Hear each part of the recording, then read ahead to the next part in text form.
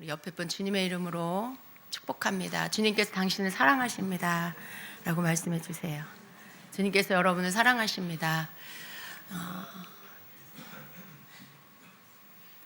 세상 사람이 여러분을 사랑하지 않아도, 사람이 여러분을 사랑하지 않아도 주님께서 여러분을 사랑하십니다. 여러분 혼자인 것 같아도 주님이 여러분과 함께 하십니다. 아멘. 자, 우리 오늘 말씀 좀 같이 봅니다. 오늘은 시대를 알아야 때를 준비할 수 있다라는 말씀으로 함께 나눕니다. 말씀을 통해서 특별히 좀 여러분이 생각하는 어떤 그런 말씀이 아니어도 이 시대에 대한 것들에 대하여 우리가 깨어 있어야 한다라는 그런 말씀인데, 함께 나눌 때 여러분이 이 말씀을 은혜 받으시길 축복합니다. 자, 마태복음 11장 11절부터 19절의 말씀을 함께 읽도록 하겠습니다. 내가 진정으로 너희에게 말한다. 여자가 낳은 사람 가운데서 세례자 요한보다 더 큰 인물은 없었다. 그런데 하늘나라에서는 아무리 작은 이라도 요한보다 더 크다. 세례자 요한 때로부터 지금까지 하늘나라는 힘을 떨치고 있다. 그리고 힘을 쓰는 사람들이 그것을 차지한다. 모든 예언자와 율법서는 요한에 이르기까지 하늘나라가 올 것을 예언하였다. 너희가 그 예언을 기꺼이 받아들이려고 하면 요한, 바로 그 사람이 오기로 되어 있는 엘리야이다. 들을 귀가 있는 사람은 들어라. 이 세대를 무엇에 비길까? 마치 아이들이 장터에 앉아서 다른 아이들에게 이렇게 말하는 것과 같다. 우리가 너희에게 피리를 불어도 너희는 춤을 추지 않았고, 우리가 곡을 해도 너희는 울지 않았다.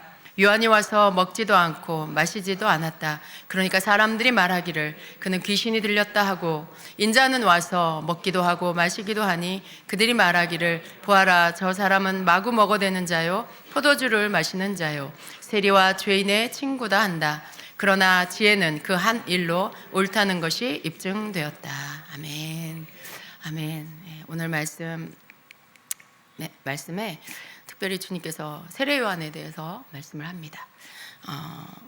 여러분, 이 11장 앞쪽에 1절부터 이렇게 쭉 보면은요, 예수님께서 왜 이런 말씀을 하시는지 그 앞부분에 이제 어떤 사건들이 있습니다. 세례 요한이 예수님께 제자들을 보내서 질문을 하고, 그들이 예수님께 질문을 한 후에 돌아가고 나서 예수님께서 또 제자들을 향해서 또 이 말씀을 하시는데요. 이 말씀, 세례 요한 때문에 이 말씀을 하시게 됐지만 이 말씀은 곧 오늘 우리에게도 주시는 주님의 말씀인 것입니다.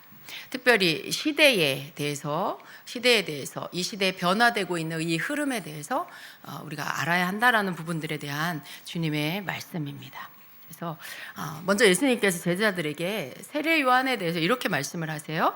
내가 진정으로 너희에게 말한다. 여자가 낳은 사람 중에 세례 요한보다 더 큰 인물은 없었다라고 하세요. 이것은 칭찬이죠, 그렇죠, 여러분? 예. 그런데 뒤이어서 또 그런데 하늘나라에서는 아무리 작은 자라도 요한보다 더 크다라고 말씀하세요. 칭찬으로 시작한 것 같은데 칭찬이 아닌 것 같이 끝나요. 근데 여러분, 예수님이 하신 이 말씀 도대체 무슨 뜻일까요? 굉장히 위대한 더 큰 인물, 이 땅에서 큰 인물인데 하늘나라에서는 아주 작은 자다. 결코 좋은 게 아닌 거라는 거 여러분 아실 거예요. 세례 요한에 대한 예수님의 이 말씀은 여러분, 우리가 먼저 세례 요한을 생각해 볼 때 세례 요한은 예수님이 오셨을 때 먼저 와 있는 사람이었죠. 예수님의 사촌이에요. 그런데 6개월 먼저, 예수님보다 6개월 먼저 태어났습니다. 그리고 하나님의 사명을 가지고 이 땅에 외치는 자의 소리로 이 땅에 온 거죠. 그래서 예수님이 오시는 길, 메시아가 오시는 길을 예비한 사람입니다. 그런 세례 요한. 근데 같은 동시대에 있었는데 사실은 세례 요한은요, 메시아가 오시고 나서 예수님이 오신 이후로 예수님 이후의 시대는 신약의 시대죠. 메시아가 오신 시대, 예수님께서 오셔서 새 언약을 주신 새 언약의 시대입니다. 그런데 그 시대가 이제 막 예수님이 오셔서 시작이 되고 있는데, 사실은 세례 요한은 초반에 예수님하고 함께 있었지만, 그러나 세례 요한은 예수님과 같은 시대 사람이 아닌 거예요. 영적으로 보면 세례 요한은 그 앞 시대, 구약 시대의 사람입니다. 구약 시대 마지막 끄트머리에 있는 그런 사람인 것이죠. 여자가 낳은 자 중에 세례 요한보다 더 큰 인물이 없다라고 하시는 이 말씀의 뜻은, 구약 시대의 끝자락에 서 있는 이 선지자이면서 메시아를 직접 눈으로 본, 메시아를 만난 그런 사람, 또 메시아를 예수님을 소개한 그런 사람이 바로 세례 요한입니다. 그래서 그가 여자가 낳은 자 중에 굉장히 가장 큰 인물이다라고 말하는 거예요. 여러분, 메시아를 직접 본다라는 것은요, 유대인들에게는 가장 열망하는 일이었어요. 구약시대 성경을 통해서, 예언서를 통해서 우리가 알게 되는 건 뭐예요? 계속해서 하나님께서 메시아를 보낼 것이다, 메시아를 보낼 것이다 라고 하시는 말씀이에요. 그래서 계속해서 유대인들은요, 메시아를 기다렸습니다. 그런데 그 메시아를 계속해서 기다리면서 구약시대가 끝나가고 있죠. 그렇게 열망하고 바라던 메시아가 오셨어요. 그런데 그 예수님, 그 메시아가 오시는 것에 대한 예언을 세례 요한이 하고요. 그리고 그 세례 요한이 와서, 예수님보다 먼저 와서 예수님이 오시는 길을 이렇게 준비합니다. 예수님이 오시는 길을 준비해요. 그걸 어떻게 준비하냐면 사람들에게 회개를 시켜요. 사람들이 회개하고 자기 삶에서 죄에서 돌이킬 수 있도록 회개를 시키고, 그리고 예수님이 오셨을 때에 예수님을 향해서 보라, 하나님의 세상 죄를 지고 가는 하나님의 어린 양이로다라고 하면서 그런 선포를 합니다. 예수님이 누구신지를 또 세상 가운데 선포하는 거예요. 여러분, 메시아가 오심을 나타내는 이런 일을 세례 요한이 했습니다. 그러니까 그 오랜 세월 모든 선지자들이, 모든 유대인들이 메시아를 보려고 했는데 그들은 보지 못하고 그냥 죽었죠. 그런데 세례 요한은 메시아를 봤어요. 여자가 낳은 자 중에 세례 요한보다 더 큰 인물이 없다라는 뜻은요, 그가 메시아를 본 자이기 때문에 그래요. 그가 메시아가 오시는 길을 예비한 자이기 때문에 그렇고, 그가 예수님을 세상 가운데 소개한 자이기 때문에 그렇습니다. 여러분은 이미 이 시대를 지나서 성령 시대 안에서 우리가 예수님에 대한 복음을 듣고 믿으면 그 시대 안에서 사는 자가 되는 거죠. 그런데 이때에는요, 그런 게 아니에요. 메시아에 대한 이 모든 것들이 구약에 예언되어져 있는 것이 전부였어요. 예수님에 대한 것들이 예언되어져 있는 게 전부였죠. 근데 그분을 본다? 그분을 만난다? 이렇게 영광스러운 일이 없는 거죠. 예. 그런데 그러한 위대한 그런 어떤 하나님의 영광을 보는 그러한 세례 요한이었습니다. 예수님을 향해서 예수님의 사명도 알고 있어서 그것을 선포한 그런 자였죠. 그런데 예수님께서 세례 요한을 이렇게 칭찬을 하시고요, 뒤이어서 그런데 하늘나라에서는 아무리 작은 자라도 세례 요한보다 더 크다라고 이렇게 또 말씀해요. 그럼 또 이 말씀은 무슨 뜻일까요? 여러분, 앞에 말과 뒤에 말이 너무 대조적이에요. 앞에 말은 칭찬 같고 뒤에 말은 뭔가 굉장한 아쉬움이 남는 그런 말씀입니다. 여러분, 이게 세례 요한의 능력이 작다 뭐 그런 뜻일까요? 세례 요한 한 개인의 능력에 대한 그런 말씀일까요? 그렇지는 않습니다. 우리가 그냥 말씀을 알지 못할 때는 이 말씀을 들으면 세례 요한이 하나님 앞에 칭찬받지 못했구나, 이 땅에서 그렇게 위대한 일을 하지 못했구나, 뭐 이런 생각을 할 수도 있어요. 그가 사명을 감당하지 못했구나, 뭐 이런 생각을 할 수도 있죠. 근데 여러분, 꼭 그런 뜻이 아니에요. 세례 요한의 어떤 개인의 능력에 대한 것들을 말씀하시는 것이 아니고요, 이것은 예수님께서 지금 시대적인 변화에 대한 말씀을 하고 계시는 건데, 그 시대적인 변화의 기점이 바로 구약 시대와 신약 시대, 구약에서 신약으로 넘어가는 이 시대의 변화의 기점에 세례 요한이 있었다는 것입니다. 세례 요한이 그 가운데 있고요. 그래서 세례 요한은 어떠한 개인의 이 삶이 아니고, 그가 예표하는 것은 바로 구약의 시대에서 구약이 끝나고 신약의 시대로 들어간다라는 것을 암시하는 거죠. 거기에서 세례 요한은요, 굉장히 영광스러운 그런 자리에 있었지만 그는 새로운 신약의 시대로 들어가지 못하고 구약 시대에 남는 자가 되었습니다. 여러분, 신약의 성도를 향해서 너희들보다 세례 요한이 천국에서는 더 작다, 이렇게 말씀하시는 거예요. 왜 그럴까요? 여러분이 세례 요한보다 더 크대요, 천국에서. 여러분, 그렇게 생각하십니까? 성경에 기록된 인물이 이사야 40장에 예언되어져서, 그 예언이 성취되어져서 예수님을 오시는 길을 준비하기 위해서 온 그 성경에 기록된 사람이 여러분보다 더 작다고요? 이해가 되지 않잖아요, 그죠? 그런데 그게 사실입니다. 여러분, 예수님께서는 지금 무슨 말씀을 하고 있냐면, 세례요한은 위대한 선지자지만 그가 구약의 모든 사람들, 모든 위대한 선지자들이 바라고 열망했던 메시아를 보는 일을 경험했지만, 그러나 그럼에도 불구하고 그는 이 신약의 성도들보다 더 작다. 왜냐하면 그가 예수님이 주신 새 언약 아래로 들어가지 못했기 때문에 그런 거예요. 예수님이 열어놓으신 새 언약의 시대로 들어가지 못한 자이기 때문에 그렇습니다. 우리는 그 새 언약 시대에 살고 있고, 우리는 성령 시대에 살고 있죠. 우리는 구약의 율법 아래 있지 않고 예수님의 새 언약 안에, 그 은혜의 그 축복 안에, 그 법 안에서 우리가 살고 있습니다. 이 안에 들어온 자와 여기에 들어오지 못한 자의 차이가 바로 천국에서 크고 작은 것이 결정된다라고 말씀하고 있는 겁니다. 여러분, 세례요한은 어떤 자였냐면 이 땅에서 메시아를 맞이하는 영광에 참여했지만 그 예수님이 이루신 새 언약의 시대에 들어오지 못한 자, 그는 어떤 자였냐면 구약 시대의 끝자락에 서서 새로운 시대가 열리는 신약 시대의 문고리를 잡고 그 문을 이렇게 열어주는 자예요. 그 문 안으로 들어가지 못하고 그 문 앞에서, 그 문턱에서 그 문을 열어주고 그 길로 들어갈 수 있도록, 예수님이 그 길로 들어가도록 그 문을 시작되는 문을 열어주고 자기는 들어가지 않은 그런 자입니다. 그러니까 얼마나 안타까워요. 예수님이 이런 말씀을 하신 겁니다. 여러분, 신약의 성도는요, 아무리 작은 자라도 천국에서 세례 요한보다 큰 자인 것입니다. 하나님은요, 시대를 이렇게 역사를 하나님의 시대로 이렇게 나누세요.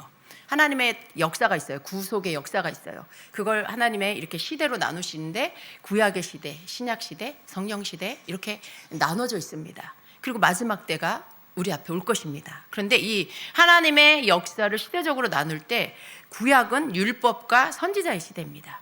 그래서 이 율법과 선지자의 시대에, 그 시대가 언제까지냐면 바로 세례 요한 때까지라고 말씀하고 있어요. 마태복음 11장 13절에 모든 선지자와 율법이 예언한 것은 요한까지니라 라고 말씀해요. 율법과 선지자는 구약 전체를 의미합니다.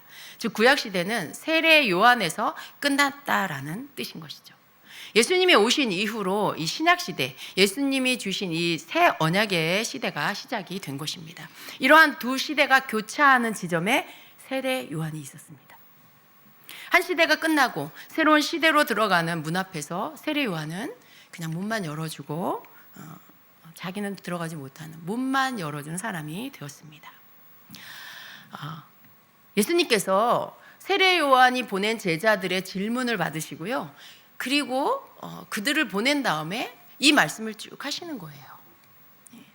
세례 요한에 대해서 뭐라고 말씀합니까? 마태복음 11장 12절에 세례 요한의 때부터 지금까지 천국은 침노를 당하나니 침노하는 자는 빼앗느니라 라고 말씀해요. 이 말씀을 세번역으로 보면 하늘나라는 힘을 떨치고 있다. 세례자 요한 때로부터 지금까지 하늘나라는 힘을 떨치고 있다. 그리고 힘을 쓰는 사람들이 그것을 차지한다 라고 말씀해요.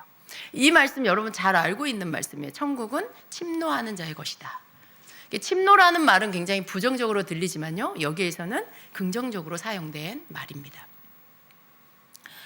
예수님이 오신 이후 천국은 믿음의 열정을 가지고 돌파하는 사람이 차지하는 나라가 되었습니다.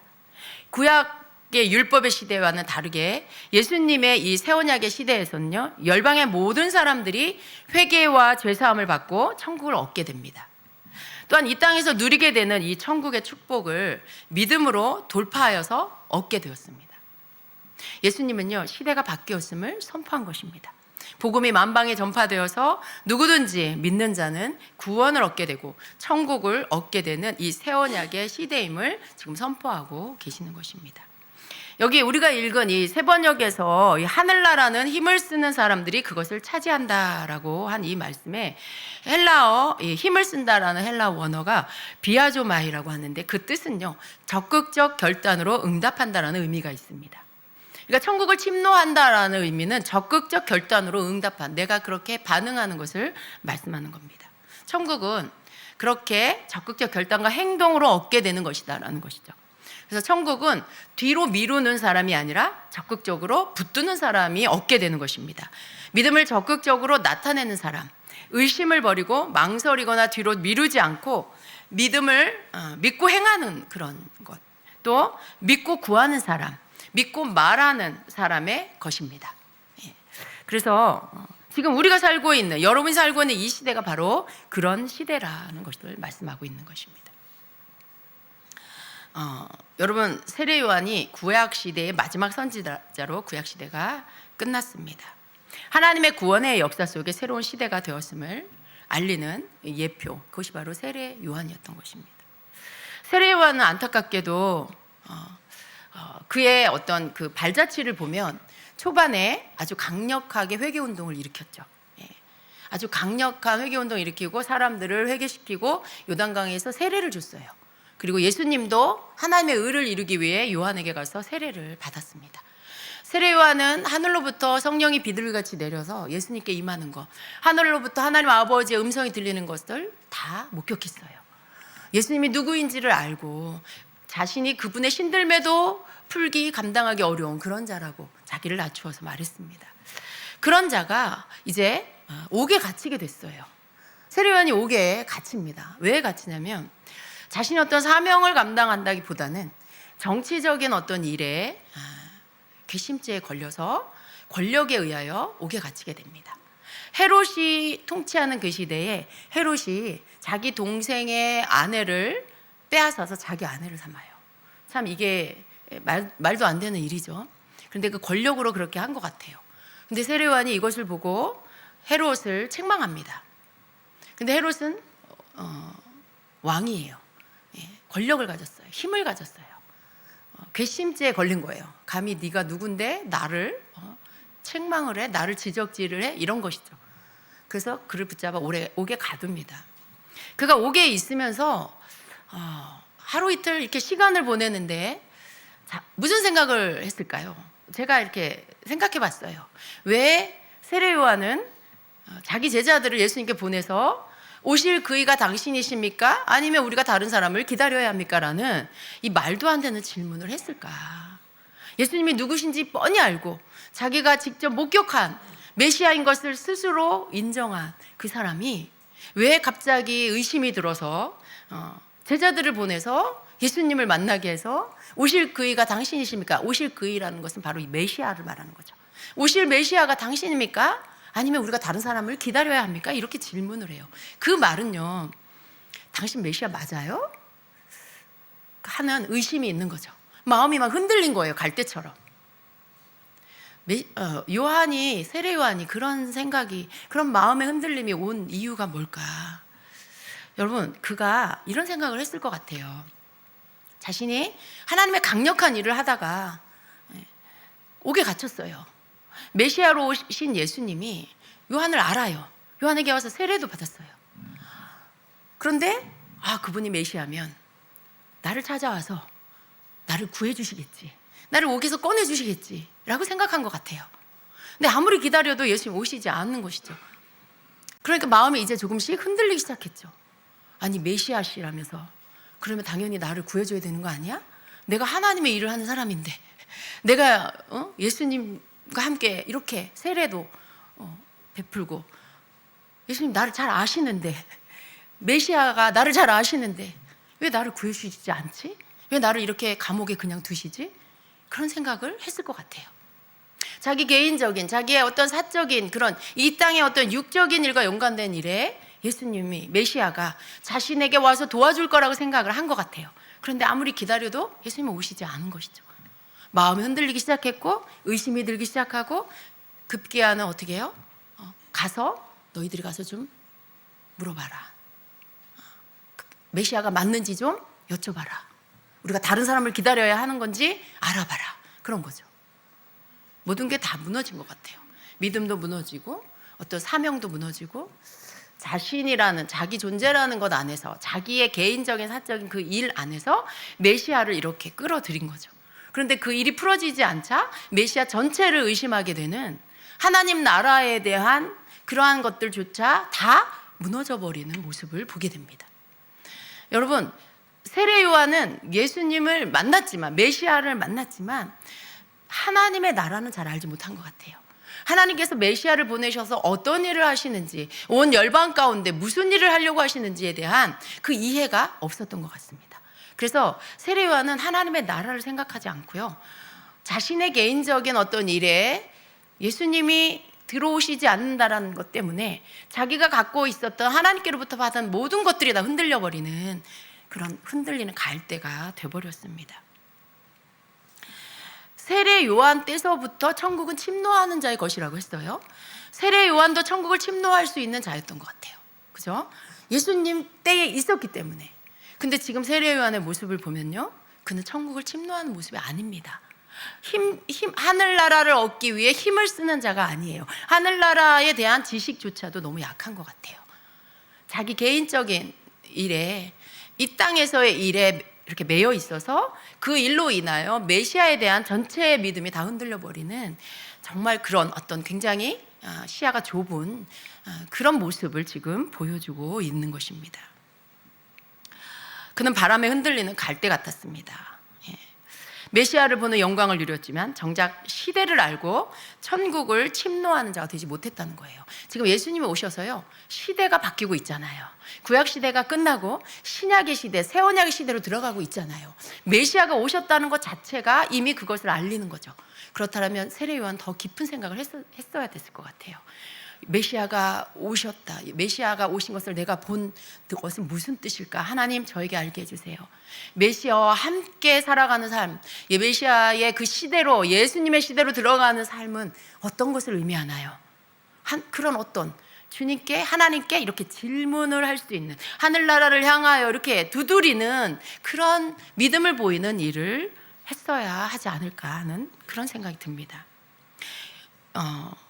예수님께서 그 세례요한의 제자들을 보내시고는 이렇게 말씀합니다. 누구든지 나로 말미암아 실족하지 아니하는 자는 복이 있도다.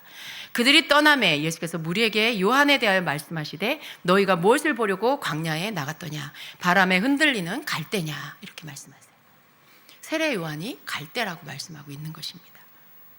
여러분, 우리가 이 시대를 살아가는 우리가 세례 요한과 같이 자기 생각에 갇힌 자가 되어서는 안 됩니다. 우리도 마찬가지예요. 하나님의 시간은 계속 흐르고 있고요, 시대는 변하고 있어요. 어느 지점이 하나님의 새로운 시대로 들어가는 그 지점에 우리가 세례 요한처럼 서게 될지 몰라요. 그럴 때 이 시대적 흐름과 이 변화를 우리가 알지 못한다면 우리도 세례 요한과 같은 자가 되는 거죠. 내 삶에, 내 생각에 갇혀 있어서 내 생각대로 하나님을 해석해, 내 생각대로 이 시대를 해석하고 하나님의 그 흐름과 시간에 대한 이해가 없다. 그럼 우리는 세례 요한과 같은 자가 되는 것입니다. 여러분, 우리는요, 주님의 나라 갈 때까지 천국을 침노하는 자가 돼야 돼요. 하나님의 나라를 얻기 위하여 힘을 쓰는 자가 되어야 합니다. 그럴 때 시대가, 지금 이 시대가 무슨 시대인지, 하나님은 어떤 일을 하고 있는지, 이때에 이 지구 저 반대편에서는 왜 이런 일이 일어나고 있는지에 대한 그 감각이 깨어날 수 있게 된다는 것입니다.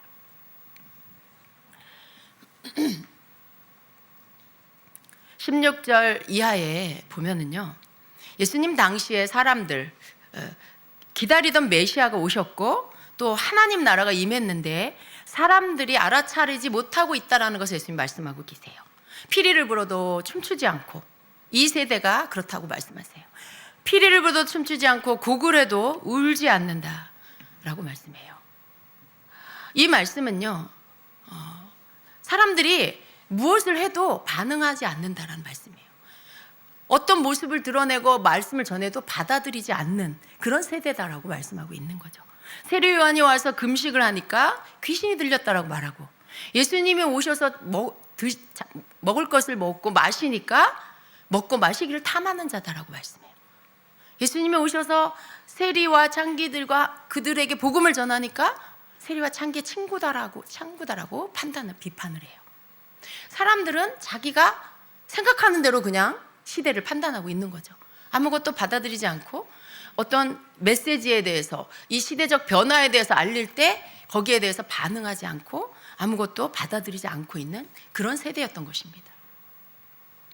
그들은 마음이 굉장히 완고한 사람들이었어요. 그들이 그렇게 무감각하고 무반응인 이유는요, 굉장히 마음이 무뎌져 있는 그런 상태였기 때문에 그렇습니다. 오랫동안 구약 시대의 오랜 그 조상들과의 그 자신이 살아온 그 관습, 구약 시대 그 율법 그 안에 이들이 갇혀 있었습니다. 그래서 시대가 변하고 있는데 새로운 시대가 왔는데 그것을 알아차리지 못하고 여전히 옛 관습 안에서 보고 율법으로 비판하고 판단하고 있는 그러한 그들의 모습, 그들 깨어나지 못한 그들의 모습인 것이죠. 여러분, 그런데요, 지금 우리가 살고 있는 이 시대도 그때와 비슷하다는 것을 우리가 볼 수 있습니다. 어떤 놀라운 일이 일어나도요, 사람들 잘 반응하지 않아요. 너무 많은 놀라운 일들을 봤기 때문에 이제는 여러분 보세요. 세상적으로도요, 뭐 드라마나 영화 같은 것들 웬만한 충격적인 게 아니면 사람들이 감동도 안 받고요, 놀라지도 않아요. 더 자극적인 거, 더 충격적인 거, 이런 것들이 나오기를 기대합니다. 그래서 잘 반응하지 않아요. 어떤 놀라운 그런 감동적인 소식을 전해도 또 여러분 어때요? 복음을 전해도 사람들 잘 받아들이지 않아요. 귀뚱으로도 듣지 않으려고 하는 무감각하고 무반응인 그런 세대가 지금 세대인 것입니다. 하나님께서요, 예수님을 보내셔서 이 시대를 변화시킬 때 세대를 깨우셨지요. 그들의 특징이 무엇인지를 알려주셨어요. 예수님께서 그것을 알려주셨어요. 사람들이 굳어지고 감각이 없어지고 반응이 없어지는, 점점 굳어지고 완고해지는 그런 시대, 그 시대의 끝에 여러분 새로운 시대가 도래하고 있다는 걸 우리가 알아야 합니다. 하나님의 일하심 속에 새로운 시대가 오게 하실 때는요, 항상 전환이 있어요. 그리고 전조현상이 있습니다. 시대적 변화가 세상에서 나타나고 있어요. 많은 시스템, 많은 어떤 체계들이 바뀌고 있고 일하는 어떤 방법들이 바뀌고 있죠. 이제는 모든 것들이 AI 시대로 바뀌고 있고 모든 시스템이 AI로 또 이렇게 우리가 하고 있던 어떤 그런 복잡한 시스템이 아니고 컴퓨터 안에서 AI를 이용해서 모든 것들이 모든 시간에 아주 짧은 시간에 모든 것들이 정리되고 준비되어지는 그런 시간에 우리가 살아요. 그런 시대의 변화인 거죠. 새로운 시대가 온 거죠. 이것은 곧 영적으로도 새로운 시대가 왔다라는 것을 의미합니다. 여러분, 우리가 항상 이 세상을 보면서 하나님의 세계, 영의 세계의 변화를 보고 또 영의 세계의 변화를 보면서 이 시대의 때를 알 수 있는 자가 되어야 합니다. 예수님께서 세례요한을 통해서 세례요한의 그런 믿음 없는 어떤 구약 시대에 묶여 있는 그런 모습, 천국을 침노하지 못하는 그의 모습을 보시고는요, 이 시대에 대한 말씀을 제자들에게 지금 말씀하고 있는 것입니다. 시대가 바뀌고 있다. 세례 요한은 이 새로운 시대에 들어오지 못하고 있다. 그는 천국을 침노하지 못하는 자다. 그의 시대가 구약의 시대로 마무리가 되었다라고 말씀을 하는 것입니다. 우리는 이 말씀을 통해서요, 나를 볼 수 있어야 합니다. 그리고 또 이 시대를 볼 수 있어야 합니다. 지금 이란과 이스라엘 전쟁, 미국의 이 전쟁이 일어났어요. 이것은 여러분 그냥 이렇게 어느 날 TV를 켰더니 뉴스에서 나오는 하나의 뉴스거리 그런 정도가 아닌 것이죠.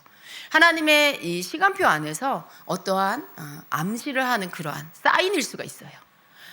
이러한 일들은 성경에 나오는 이 사건이야 라고 말할 수 없을 수도 있어요. 그렇지만 확실한 건 뭐냐면 그 시간대로 가까이 가고 있어 라는 것들을 나타내는, 그 시간대, 하나님이 마지막 때에 일어날 거라고 한 그 일이 더 가까이 그 시간대로 지금 가고 있어. 그 시간대로 가고 있다는 사인일 수 있다는 거죠. 우리가 아무것도 모르고 사는 것하고 그 목적지에 그 시간이 우리 앞에 오기 전에 이제 10km 남았어, 이제 5km 남았어, 이렇게 아는 것하고는 다르죠. 여러분, 얼만큼 남았는지 알지 못하고 가는 것과 어느 만큼 남았다라고 사인을 받고 가는 거는 굉장히 다른 거죠. 우리가 그것을 알면 어느 만큼 남았다라는 것들을 감지하고 가면 어떻게 할 수 있어요? 깨어있을 수 있어요. 때를 대비할 수 있어요. 하나님의 역사의 시간에 하나님의 일하시는, 하나님의 그 시대를 바꾸는 시간, 하나님의 그 약속하신 예언의 말씀들을 이루시는 그 때가 오기 전에 우리는 준비할 수가 있습니다. 우리가 대비할 수가 있습니다. 예수님께서 제자들에게 때를 알려주셨죠. 지금 이 시대는 구약의 시대가 끝났어. 이제는 구약의 시대가 아니야. 이제는 신약의 시대야. 이제는 새 언약의 시대야. 너희들이 나로 인하여 복을 받게 될 거야. 너희들이 성령을 받게 될 거야. 너희들 안에 하나님의 영이신 성령이 들어가실 거야. 너희는 그 안에서 이제 율법에 매이는 자가 아니라 하나님과 함께 사는 자가 될 거야. 너희는 그 가운데서 믿음으로 선포하는 것마다 성령 안에서 너희들을 이끌어서 하늘의 축복을 받게 될 거야. 하나님, 예수님 그 시대를 여신 거죠. 예수님께서 그것을 알려주고 계시는 거죠. 근데 그 지표가 누구냐면 세례 요한이에요. 이 시대에, 바뀌는 시대의 그 표지판이, 그 예표가 세례 요한이 된 것이죠. 세례 요한을 기점으로 구약 시대, 세례 요한이 끝나는 기점으로 신약 시대. 그렇게 예수님께서 세례를 통해 시대가 바뀌고 있는 것, 시대가 변화되고 있는 것을 가르쳐 주신 겁니다. 여러분, 우리가 이 말씀을 통해서 알아야 할 것은요, 하나님께서 시대를 바꾸실 때 분명하게 그것들을 우리에게 알게 해 주신다는 것을 알아야 돼요.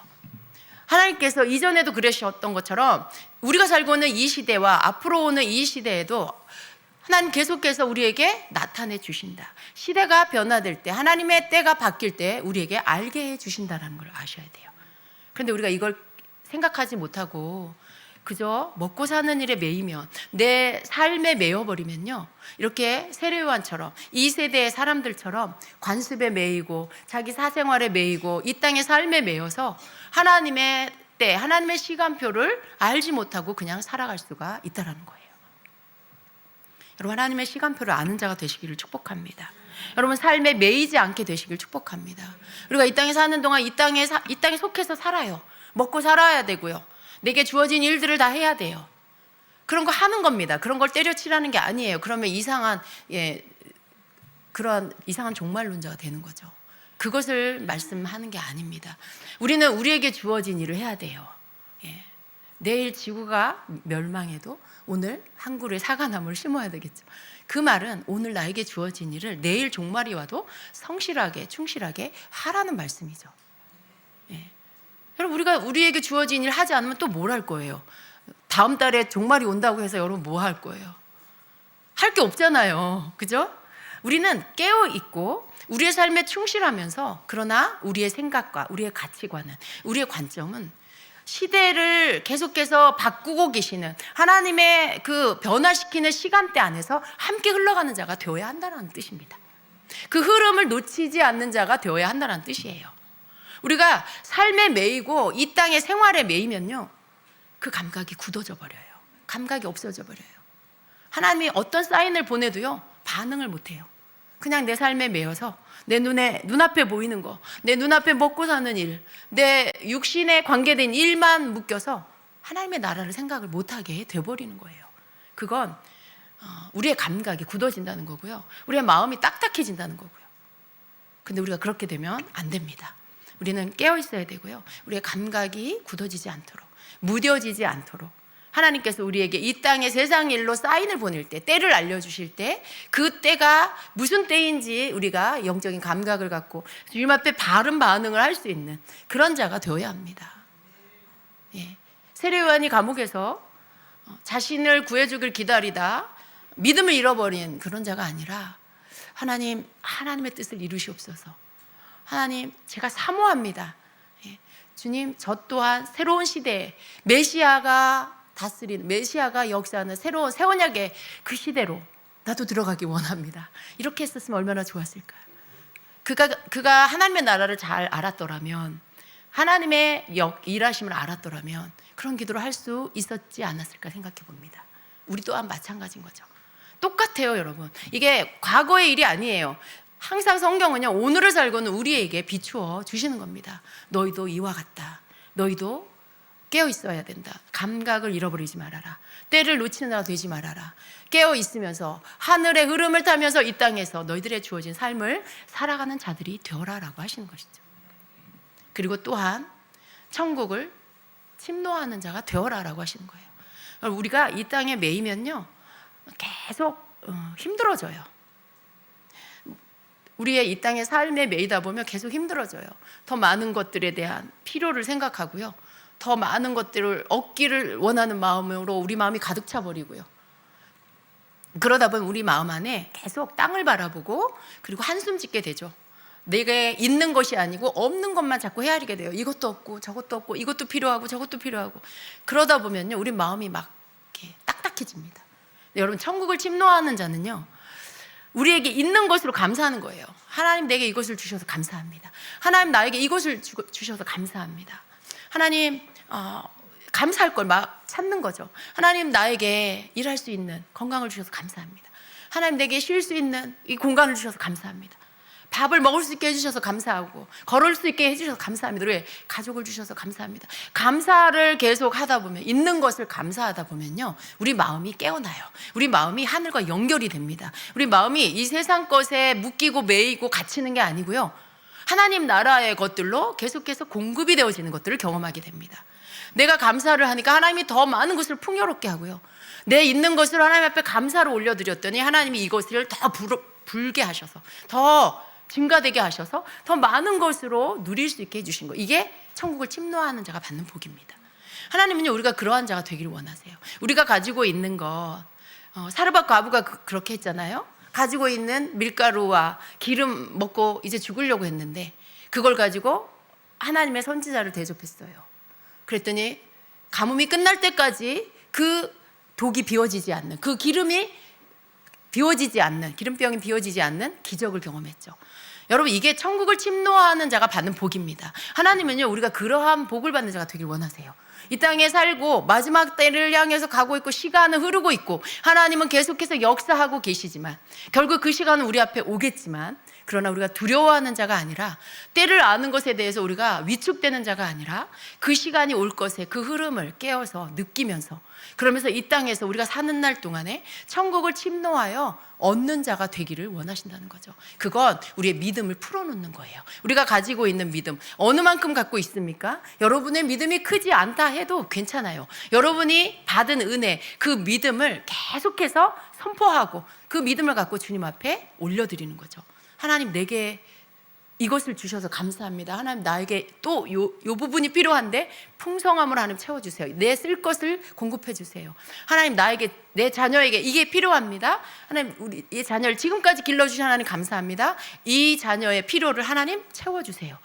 이게 천국을 침노하는 거예요. 여러분, 있는 것에 감사하고 없는 것이 있게 만드는 거, 천국에 있는 것이 내게로 오게 만드는 거, 이게 천국을 침노하는 거죠. 하나님은요 우리가 이러한 자가 되길 원하세요. 이 땅에 사는 날 동안 두려움이 아니라 옥에 갇힌 것을 두려워하고 실직한 것을 두려워하고 뭐 그런 게 아니라, 여러분, 그런 것에 매여서 내 마음이 굳어지고 내 마음이 이렇게 딱딱해지는, 그래서 하나님 앞에 감사드리지 못하고 한숨만 짓는 그런 감각이 없고 무반응인 그런 사람이 되는 게 아니라, 여러분, 우리가 계속해서 하늘과 연결되려면 매일매일 주님 앞에 감사하면서 내 감사로 인해 내 삶의 피로가 더 많이 채워지도록 해야 한다라는 것입니다. 하나님은 우리에게 그것을 주셨어요. 그 키는 우리의 믿음입니다. 우리의 믿음이라는 건 하나님 앞에 내가 이걸 감사할 수 있는 게 믿음이에요. 어떤 사람은 그게 감사가 안 돼요. 밥 먹고 사는 게 뭐가 감사해? 그건 당연한 거지. 네가 가진 힘으로 돈 벌어서 밥 먹고 사는데 그게 뭐 감사한 일이야? 당연한 거잖아. 어떤 사람은 그게 당연한 일이지만 어떤 사람은 너무나 감사한 일이에요. 여러분, 이건 믿음의 차이입니다. 믿음의 차이예요. 내가 가지고 있는 이 믿음을 내가 꺼내어서 풀어놓아야 돼요. 믿음을 풀어놓아야 돼요. 그것은 하나님 앞에 내가 믿음을 표현하는 거예요. 내 믿음을 표현하면 그 믿음이 하나님 앞에 올라가요. 그리고 하나님 그 믿음 위에 역사하시는 거죠. 믿음이 있을 때 그 위에 응답하세요. 재물이 있을 때 그 위에 불을 내리시죠. 하나님께서 내 믿음이 여기에 펼쳐져 있을 때 그 위에 응답의 불을 내리시는 거죠. 아무것도 없는 것에 하나님 응답하는 게 아니에요. 불평불만하고 있는 것에 하나님이 응답을 내리는 게 아니에요. 하나님 앞에 감사할 수 있는 믿음, 하나님 앞에 주시면, 구하면 주신다라는 믿음, 그 믿음을 하나님 앞에 펼쳐 놓을 때 그 위에 하나님께서 불을 내리시는 응답을 주시는 겁니다. 하나님은 우리가 이 땅에 사는 날 동안에 천국을 침노하는 자로 살기를 원하세요. 왜냐하면 이 천국을 침노하는 축복은 예수님이 오셔서 새 언약의 시대를 여시면서 이 축복이 열린 거예요. 천국이 열린 것입니다. 그래서 이 땅에서 우리가 그것을 누리는 자로 살기를 주님이 원하세요. 여러분, 시대가 지금 굉장히 급박하게 흐릅니다. 이스라엘 땅에 이란과 이 지역에 또 그것이 전 세계적으로 어떤 변화가 일어날지 우리는 알지 못해요. 미국이 개입하고 또 중동의 여러 나라들을 자꾸 이렇게 충동질해서 이란이 또 전쟁에 개입하게 할 수 있어요. 그런데 그런 여러 가지 어떻게 불이 번져갈지 모르죠. 여러분, 이건 하나님의 역사의 시간대 안에서 흐르고 있는 겁니다. 하나님이 일하시는 어떤 것들을, 하나님이 일하시는 역사들을 나타내 보이고 있는 거죠. 시대를 아는 자가 되셔야 합니다. 우리가 이렇게 무관심하고 무감각하고 내 살만 보고 내 앞만 보고 이렇게 살아서는 절대로 이 시대 하나님의 일하심, 하나님의 시간표 안에서 함께 흘러 들어갈 수 있는 그런 자가 될 수 없어요.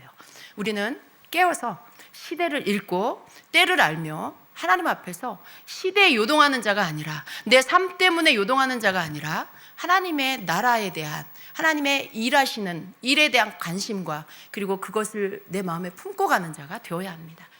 그럴 때 하나님께서 기뻐하시는, 정말 갈대가 아니라 믿음의 선봉자로 우리가 살아갈 수 있게 될 것입니다. 여러분도 그렇게 일어난 자가 되시길 축복합니다. 우리는 세례 요한은 자기를 또 하긴 했지만요, 그러나 그 끝이 너무나 영광스럽지 못했어요. 예수님께서 오늘 말씀을 통해서 세례 요한을 비추셔서 우리에게 하시는 말씀은 세례 요한과 같은 자가 되어서는 안 된다라고 하시는 거예요. 우리는 깨어서 예수님의 말씀에 귀 기울이고 시대를 읽으며 그리고 천국을 침노하여 얻는 자가 되어야 합니다. 여러분, 그렇게 되시기를 축복합니다. 우리의 삶이 앞으로 더 마지막 때로 간다 해도 결코 두려워하지 않는 그런 삶, 그런 믿음, 그 믿음 안에서 서 있는 여러분 되시기를 축복합니다. 아멘. 같이 기도하겠습니다.